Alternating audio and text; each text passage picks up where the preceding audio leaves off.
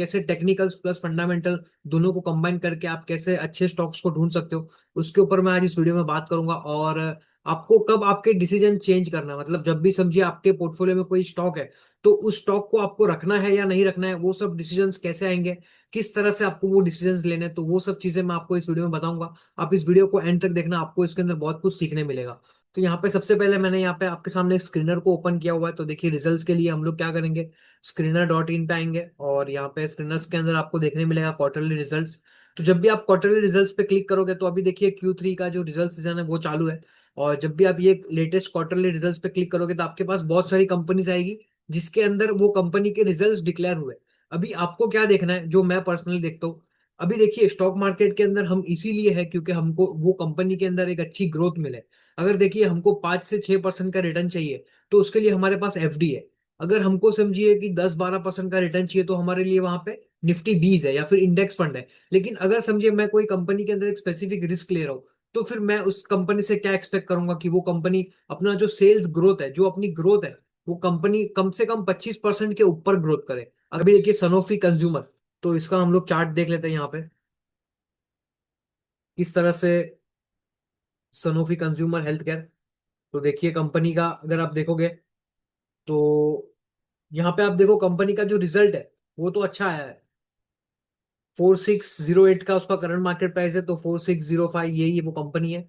47% की sales growth है, 45 की पी है, तो इतना कोई एक्सपेंसिव है नहीं।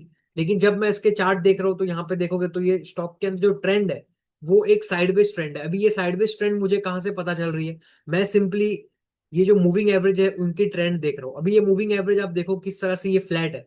तो जब भी मूविंग एवरेज फ्लैट होगी तब आपको स्टॉक के अंदर कोई एक बड़ा मोमेंटम देखने नहीं मिलेगा। हो सकता है ये कंपनी के अंदर अच्छा रिजल्ट आया तो उसके कारण क्या हो, स्टॉक इस तरह से ऊपर जाए, फिर थोड़े दिन कंसोलिडेट करे और फिर से नीचे आ जाए।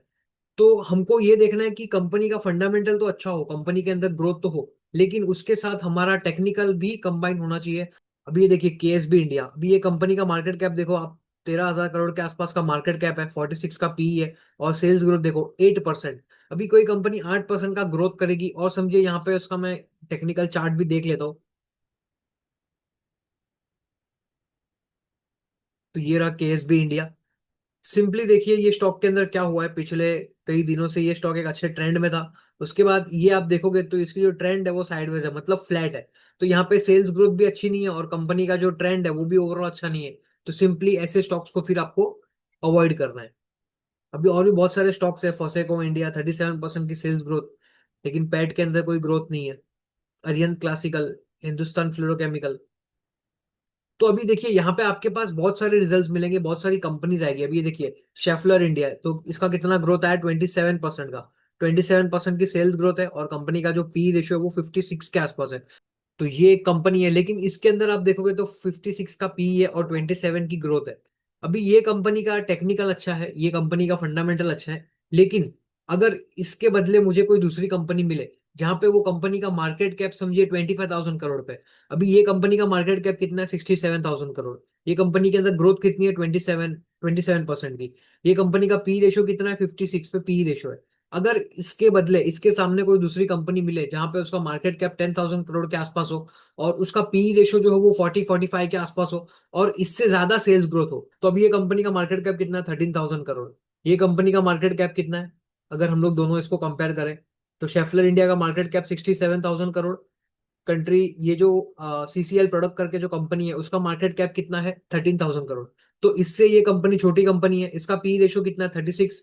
ये कंपनी का पी कितना है, 56। कंपेरेटिवली उससे हाई है, दोनों का जो सेक्टर है वो भी अलग है। लेकिन हम लोग यहाँ पे क्या देख रहे हैं, ग्रोथ। अभी ये कंपनी का ग्रोथ देखिए, लेटेस्ट क्वार्टर में कितना ग्रोथ था, 38%। 38% का ग्रोथ है सीसीएल प्रोडक्ट के अंदर, और उसका पी रेशियो है 36। और उसी के साथ शेफलर इंडिया का ग्रोथ अगर आप देखोगे तो ये कंपनी का जो ग्रोथ है वो 27% का ग्रोथ है। मतलब कंपनी 27% से ग्रो कर रही है, लेकिन उसका पी रेशियो देखोगे तो कितना है, 56%। तो इन दोनों के कंपैरिजन में अगर मैं देखूं तो फिर मेरे लिए सीसीएल प्रोडक्ट जो है वो एक अच्छी कंपनी है। क्यों? क्योंकि वहां पे ग्रोथ भी हाई है और कंपनी का जो पी रेशियो वो भी इतना अच्छा अवेलेबल है। तो ये सब चीजें आपको इस तरह से कंबाइन करनी है और इस तरह से आपको कंपनीज के रिजल्ट्स को देखना है। और एक और कंपनी है by the name of south west pinnacle. अभी ये कंपनी के ऊपर भी मैंने बहुत सारे वीडियोस के अंदर डिस्कशन किया हुआ है कि कैसे ये कंपनी एक आपको, अभी इसका पी रेशो देखिए सिंपल तो 20 के पी रेशो के आसपास मिल रही है। और कंपनी का सेल्स ग्रोथ देखिए, कंटिन्यूस लास्ट 4 क्वार्टर से 60, 36, 128, 30% का ग्रोथ आ रही है। तो कंपनी के अंदर ग्रोथ अच्छी है, कंपनी के अंदर सेल्स ग्रोथ अच्छी है, कंपनी का मार्केट कैप छोटा है। और उसी के साथ जब मैं उसके टेक्निकल्स देखता हूँ तो यहाँ पे हमको टेक्निकल्स के अंदर भी स्ट्रेंथ देखने मिलती है। तो हमको क्या करना है, सिंपली स्ट्रेंथ देखनी है टेक्निकल्स और फंडामेंटल दोनों के अंदर। अभी मैं आपको स्क्रीनर के अंदर कुछ टूल बताऊंगा कि कैसे आपको स्क्रीनिंग करनी है और किस तरह से आपको कंपनीज जो है वो 6,000 से कम कंपनीज के अंदर आपको जाना है। तो सिंपली अभी हम लोग क्या करेंगे, यहाँ पे स्क्रीनर की वेबसाइट पे आएंगे और यहाँ पे क्रिएट स्क्रीन करेंगे। यहाँ पे मार्केट कैप, अभी इसके ऊपर मैंने बहुत सारे और भी वीडियोस बनाए हुए हैं।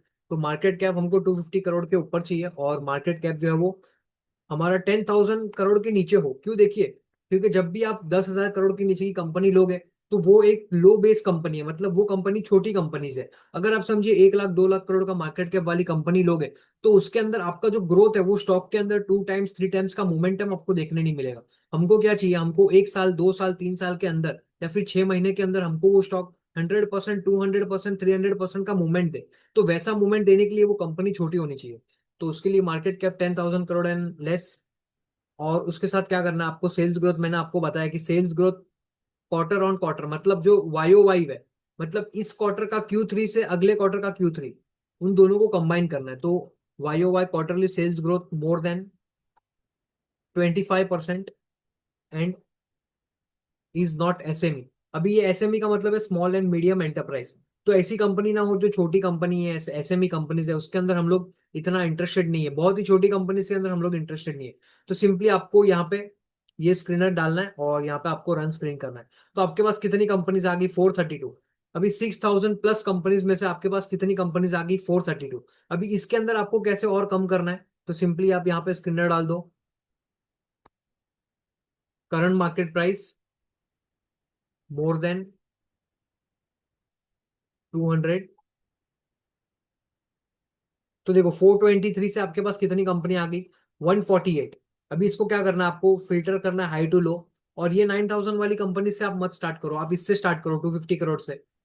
अभी यहाँ पे आपके पास बहुत सारे एग्जांपल्स आएंगे, तो अभी आप ये नहीं बोल सकते हो कि अभी ये 150 कंपनीज में से मुझे कोई 2 3 कंपनी बता दो।